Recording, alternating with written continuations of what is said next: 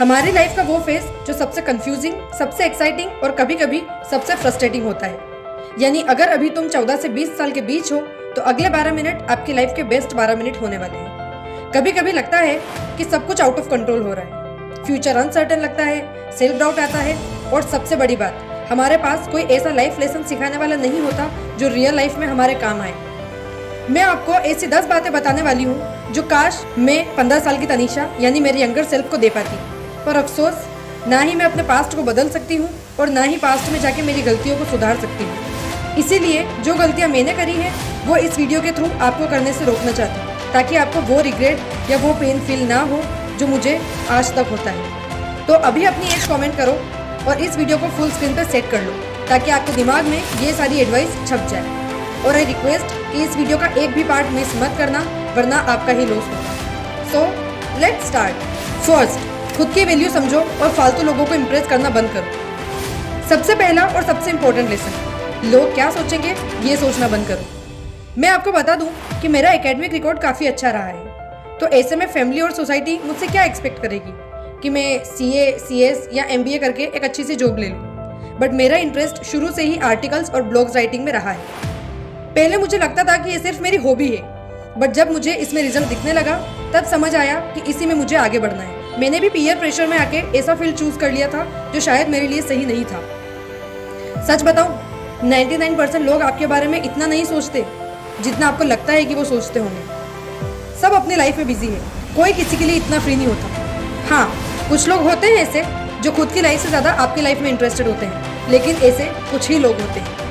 पर फिर भी हम अपना टाइम और एनर्जी उन लोगों को इम्प्रेस करने में वेस्ट करते हैं जो शायद 2-3 साल बाद हमें याद भी ना करें। स्कूल और कॉलेजेस में कूल दिखने का प्रेशर होता है, जो फैशनेबल है, जो ट्रेंड फॉलो करता है या जो एटीट्यूड दिखाता है उसको ज़्यादा अटेंशन मिलती है और हम सोचे बिना उसी रेस में भाग ले लें।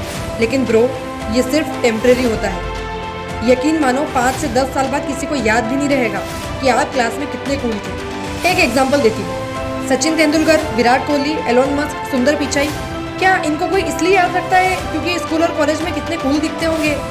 नहीं, इनको दुनिया इसलिए रेस्पेक्ट देती है क्योंकि इन्होंने अपनी रियल वैल्यू पे फोकस किया, अपनी स्किल्स डेवलप की और दुनिया में अपना नाम कमाया। सेकेंड, पढ़ाई ज़रूरी है पर स्किल्स और नॉलेज उससे भी ज़रूरी है।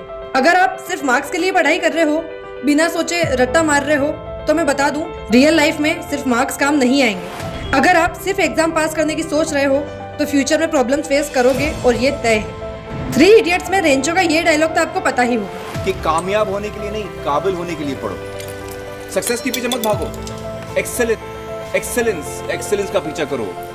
आपको स्किल्स और नॉलेज दोनों डेवलप करनी है, चाहे आप किसी भी फील्ड में हो, बिजनेस, टेक्नोलॉजी, आर्ट्स, स्पोर्ट्स, जो भी आपको पसंद है उस पर एक्स्ट्रा टाइम दो। आज की दुनिया में डिजिटल स्किल्स बहुत इंपॉर्टेंट है। फ्यूचर में आपकी स्किल्स काम आएंगी, सिर्फ डिग्री नहीं।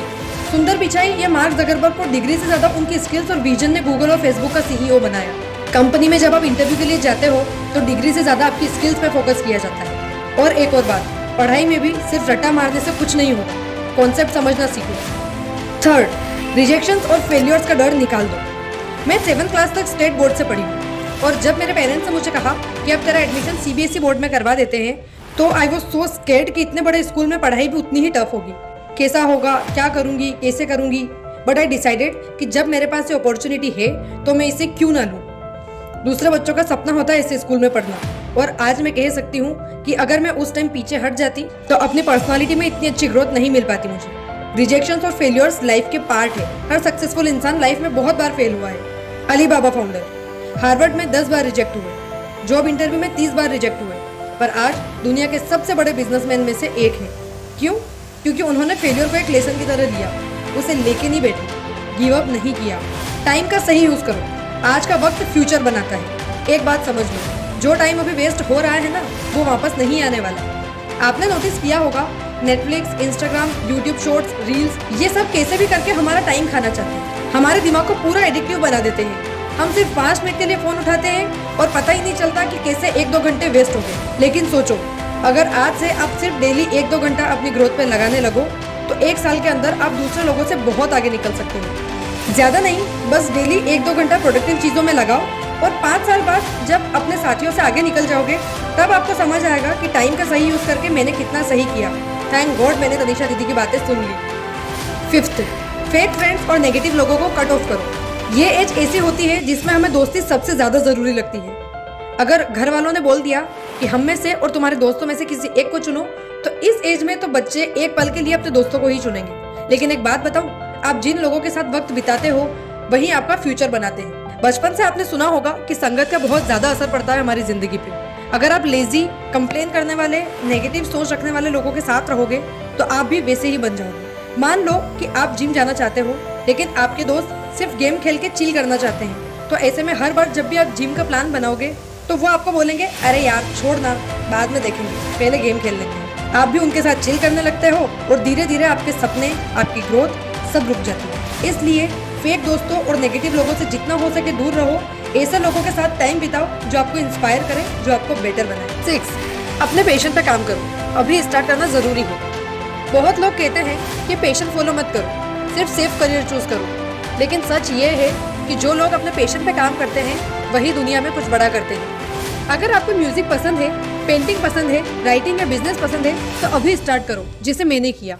आज का जमाना इंटरनेट का है। आप अपने पैशन को इंस्टाग्राम, यूट्यूब, फ्रीलांसिंग वेबसाइट्स ऐसी जगह पे ले जा सकते हो। अगर आप अपने स्किल्स को अभी डेवलप करना स्टार्ट करोगे तो 5 से 10 साल में आप कहां से कहां मिलोगे। भुवन बाम, केरी मिनाटी, फ्लाइंग बीस्ट, ये लोग अगर यूट्यूब पे अपना पैशन फॉलो नहीं करते तो आज इतने सक्सेसफुल नहीं होते। अभी अपना पैशन ढूंढो और उस पर काम करना स्टार्ट करो। मुझे भी ये समझने में बहुत टाइम लग गया कि अपने पैशन को फॉलो करने से बेहतर और कुछ भी नहीं है। 7, मेंटल हेल्थ पे ध्यान दो। स्ट्रेस और एंजाइटी को इग्नोर मत करो।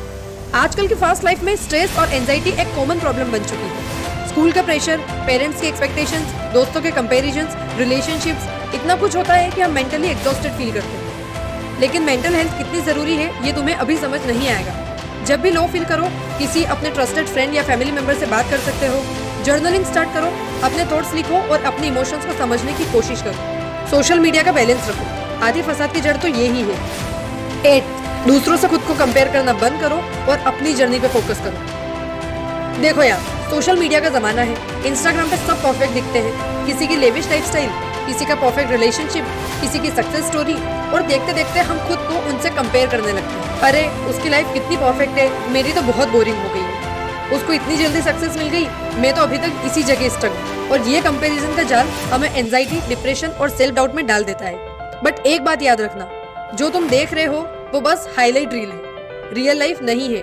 जो लोग इंस्टाग्राम पे हर वक्त खुश दिखते हैं, हो सकता है अंदर से वो भी स्ट्रगल कर रहे हो या फिर उन्हें भी कोई इनसिक्योरिटीज हो।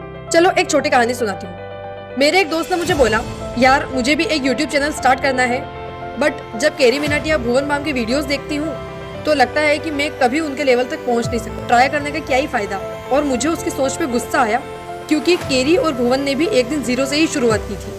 उन्होंने भी स्ट्रगल्स देखे हैं, बस तुम उनका स्टार्टिंग फेज नहीं देख रहे, सिर्फ सक्सेस देख रहे। इसलिए अपनी जर्नी पे फोकस करो, किसी और से कंपेयर करना बंद करो। तुम अपनी कहानी लिखने में इतने बिजी रहो कि किसी और की कहानी पढ़ने का टाइम ही ना हो। 9, सेल्फ रेस्पेक्ट को कभी कॉम्प्रोमाइज मत करो। पीपल प्लीजिंग बंद करो। बहुत बार हम लाइफ में ऐसे लोगों को इम्पोर्टेंस देते हैं जो हमारी वैल्यू नहीं करते। हम उनके मैसेजेस का वेट करते रहते हैं, उनकी हर बात पे यस बोल देते हैं सिर्फ इसलिए कि वो हमसे खुश रहें। हम अपनी प्रायोरिटीज उनके अकॉर्डिंग चेंज कर लेते हैं, चाहे हमें खुद प्रॉब्लम हो। कि लोग वहीं तक वैल्यू करते हैं जब तक तुम उनके काम आते हो। अगर तुम खुद को इम्पोर्टेंस नहीं दोगे तो कोई और भी नहीं देगा। अगर तुम अपनी इज्जत नहीं करोगे तो कोई और भी नहीं करेगा। इसलिए लोगों को खुश करने की आदत छोड़ो, अपनी सेल्फ रेस्पेक्ट को प्रायोरिटी दो। 10, अपने पेरेंट्स की वैल्यू समझो, उनके सेक्रीफाइसेस और एफर्ट्स को मत भूलो। हमारी जनरेशन में एक कॉमन प्रॉब्लम है, हमें लगता है कि हमारे पेरेंट्स हमें समझते नहीं हैं। वो आउटडेटेड सोचते हैं, अननेसेसरी रेस्ट्रिक्शंस लगाते हैं और हमारी फीलिंग्स को नहीं समझते, है ना। लेकिन एक मिनट रुको और सोचो, आप जो भी हो, जो भी कंफर्ट एंजॉय कर रहे हो, जो भी सपने देख रहे हो, उनका बेस किसने बनाया? आपके पेरेंट्स ने, ऑब्वियसली। जब आपको पॉकेट मनी चाहिए होती है तब आपको नहीं पता कि आपके पापा ने वो पैसे देने के लिए अपनी किसी छोटी खुशी का सेक्रीफाइस किया होगा।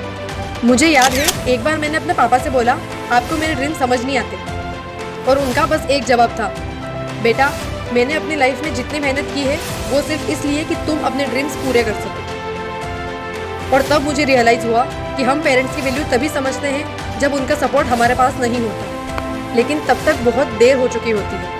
अगर आपके पेरेंट्स आपको सपोर्ट नहीं कर रहे किसी चीज़ में, तो पहले उनको समझाने की कोशिश करो, उनके पॉइंट ऑफ व्यू को समझो। वो आपके दुश्मन नहीं है, वो सिर्फ चाहते हैं कि आप लाइफ में सेफ और सक्सेसफुल रहो। तो इसलिए अपने पेरेंट्स से चिढ़ना बंद करो। ये थी पूरी 10 एडवाइसेस। कमेंट करके बताओ कि आपके दिल को कौन सी एडवाइस सबसे ज्यादा टच है। और अगर आपको इनमें से एक भी एडवाइस मीनिंगफुल लगी हो तो लाइक जरूर कर देना, और अगर नए हो तो चैनल को सब्सक्राइब करना मत भूलना। मिलते हैं नेक्स्ट वीडियो में, तब तक अपना ख्याल रखो और लाइफ में आगे बढ़ते रहो। Bye bye.